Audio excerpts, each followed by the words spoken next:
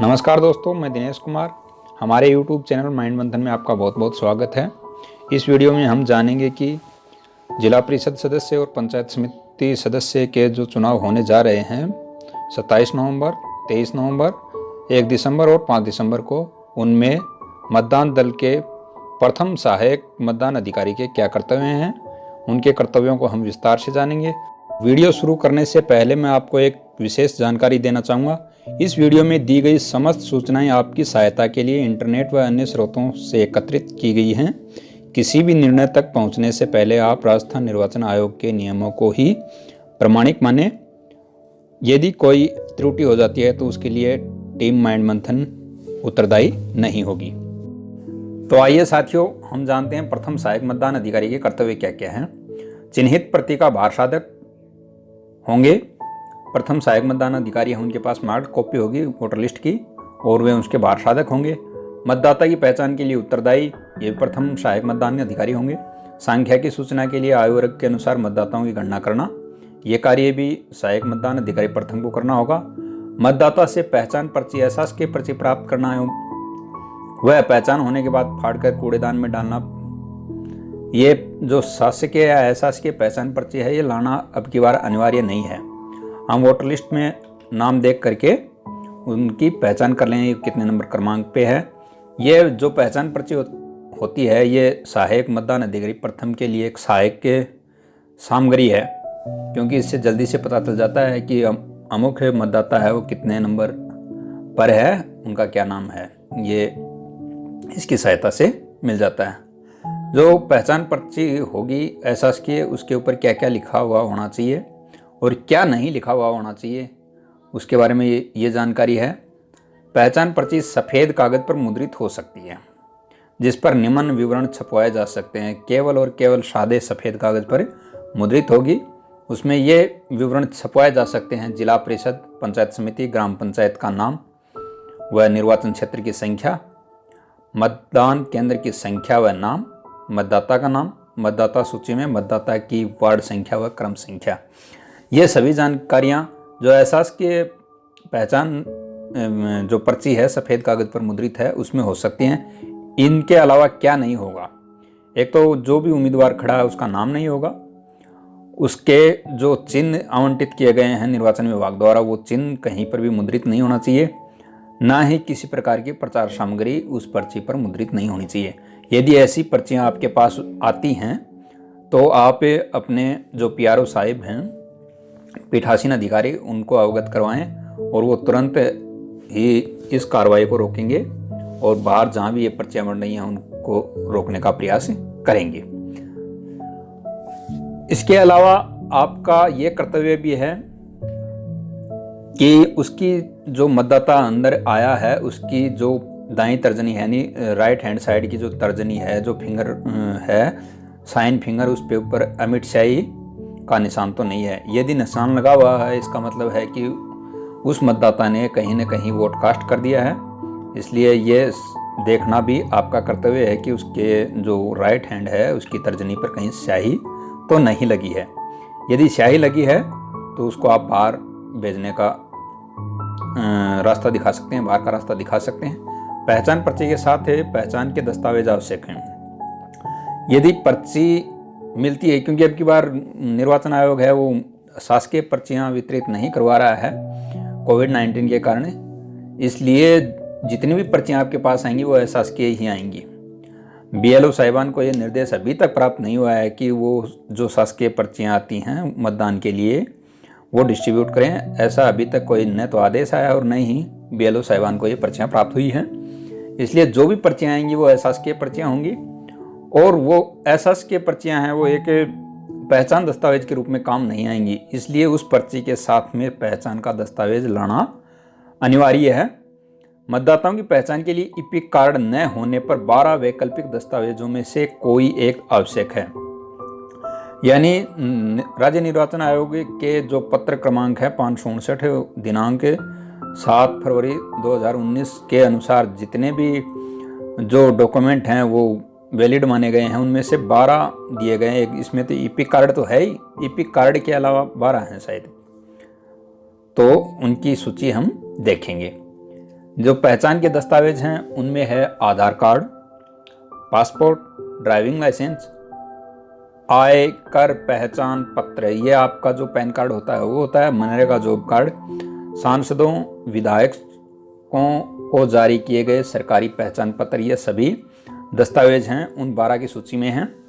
इनके अलावा अन्य दस्तावेज हैं केंद्र सरकार, राज्य सरकार, राज्य पब्लिक लिमिटेड कंपनी, सार्वजनिक क्षेत्र के उपक्रम द्वारा अपने कर्मचारियों को जारी किए जाने वाले फोटोयुक्त सेवा पहचान पत्र, श्रम मंत्रालय द्वारा जारी फोटोयुक्त स्वास्थ्य बीमा योजना स्मार्ट कार्ड, फोटोयुक्त पेंशन दस्तावेज जैसे कि भूतपूर्व सैनिक पेंशन बुक, पेंशन अदायगी आदेश, भूतपूर्व सैनिक विधवा आश्रित प्रमाण पत्र, वृद्धावस्था पेंशन आदेश, विधवा पेंशन आदेश। देखिए 7 तक तो जो क्रमांक नंबर 7 है वहां तक के जितने भी डॉक्यूमेंट्स हैं वे कभी कहीं और कभी के भी बने हुए हो सकते हैं। यानी कि चुनाव जैसे कि 23 तारीख को होना है पहला चरण का, तो वो 22 तारीख को बना है तो भी वो वैलिड है। लेकिन क्रम संख्या 8 के बाद के जितने भी जो दस्तावेज हैं उनका बनना जो भी चुनाव आयोग ने घोषणा की थी चुनाव की, उससे पहले का बना हुआ होना चाहिए। यदि घोषणा के बाद का बना है तो वो वैलिड नहीं होगा। आगे की कौन कौन से पहचान दस्तावेज हैं जो सहायक मतदान अधिकारी प्रथम के लिए जरूरी हैं देखने के लिए, उनमें है सक्षम अधिकारी द्वारा जारी फोटोयुक्त पहचान पत्र, सक्षम प्राधिकारियों द्वारा जारी फोटोयुक्त शारीरिक विकलांगता प्रमाण पत्र, सार्वजनिक क्षेत्र के बैंक, सहकारी बैंक, डाकघर द्वारा जारी फोटोयुक्त पासबुक। ये सभी दस्तावेज हैं वैलिड हैं। लेकिन इनमें ध्यान ये रखनी है कि 8, 9, 10, 11 और 12 क्रमांक वाले जितने भी दस्तावेज हैं वे चुनाव आयोग द्वारा चुनाव की घोषणा से पूर्व के बने हुए होने चाहिए। ये आगे नोट लगा के दिया भी गया है। 8 से 12 तक की क्रम संख्या के वैकल्पिक दस्तावेज में से केवल वे ही दस्तावेज मान्य होंगे जो इस निर्वाचन की घोषणा के पूर्व के हैं। चुनाव की घोषणा 24 अक्टूबर 2020 से पहले, यानी 24 अक्टूबर 2020 से पहले के बने हुए होने चाहिए। तो ये प्रथम सहायक मतदान अधिकारी द्वारा देखे जाने वाले पहचान के दस्तावेज हैं। इसके बाद में आता है मतदाता की पहचान होने पर यह है अधिकारी, यानी प्रथम सहायक मतदान अधिकारी मतदाता की प्रविष्टि की समस्त विवरण को जोर से बोलेगा। जैसे रामलाल, सनोप, श्यामलाल, जिसे द्वितीय मतदान अधिकारी जो आपके पास में बैठे रहेंगे बगल में, वह पोलिंग एजेंट सुन सके आसानी से। पोलिंग एजेंट आपके आसपास बैठेंगे, उनके पास तक भी वो आवाज़ जानी चाहिए ताकि वे उस मतदाता की पहचान सुनिश्चित कर सकें। यदि कोई भी प्रकार का आक्षेप है तो वो तुरंत लगा दें, इतनी जोर से बोलना आपको। एजेंट चाहे तो इसी समय पहचान बाबत ऐतराज उठा सकते हैं। चैलेंज वोट की समस्त कार्यवाही पीठासीन अधिकारी द्वारा की जाएगी, यानी जो भी चैलेंज वोटर है उसकी समस्त कार्रवाई पीठासीन अधिकारी द्वारा की जाएगी। कोई चैलेंज फीस नहीं होगी। ये कार्रवाई क्या होगी इसके बारे में मैं अगले वीडियो में जरूर बताऊंगा आपको। पीठासीन अधिकारी क्या दायित्व हैं या क्या कर्तव्य हैं उसमें, तो उसमें आप आसानी से इसे देखें। अगला प्रथम सहायक मतदान अधिकारी के कर्तव्य में अगला जो है वो है निर्वाचक नामावली में चिन्हांकन। ये सबसे महत्वपूर्ण कार्य है प्रथम सहायक मतदान अधिकारी या पीओ फेस्ट के लिए। लाल पेन से मतदाता के नाम को अंडरलाइन करना। जो भी मतदाता आएगा उसके ऊपर जो हमारे पास मार्क कॉपी है उसमें जो नाम लिखा हो उसके नीचे लाल पेन से अंडरलाइन करना है, यानी उसके नीचे लाल पेन से ही टिक करना है। महिला मतदाता के नाम के बाईं तरफ, यानी विशेष ध्यान देना है, लेफ्ट साइड में टिक मार्क करना है, राइट का मार्क लगा दिया। थर्ड जेंडर मतदाता के नाम के बाईं तरफ स्टार लगाना है। जो थर्ड जेंडर है, न तो स्त्री है न पुरुष हैं, उनके नाम के बाईं तरफ यानी लेफ्ट हैंड साइड में स्टार का चिन्ह लगाना है। एपिक कार्ड वाले नाम के बाईं तरफ ई लिखेगा। अन्य वैकल्पिक दस्तावेज लाने पर नाम के सामने डी लिखेगा। यदि मतदाता एपिक कार्ड लेके आता है तो वहाँ में ई लिखना है नाम के लेफ्ट साइड में, और यदि अन्य कोई डॉक्यूमेंट्स लाता है डॉक्यूमेंट्स का डी लिखना है आपको। ये मार्क्ड कॉपी में की जाने वाली कार्रवाइयाँ हैं। इसके बाद में क्या आता है, निर्वाचक नामावली में चिन्हांकन। दृष्टिबाधित दिव्यांग मतदाताओं जिनको पीठासीन अधिकारी की सहायता की आवश्यकता है, ऐसे मतदाताओं की क्रम संख्या के पास ए भी अंकित कर दें। यह भी एक महत्वपूर्ण काम है। यदि कोई मतदाता किसी प्रकार की विकलांगता है या उसमें दिव्यांग है या उसको दिखाई नहीं देता है, तो ऐसे मतदाताओं को वोट कास्ट करने में जो हमारे पीठासीन अधिकारी हैं वो सहायता करेंगे।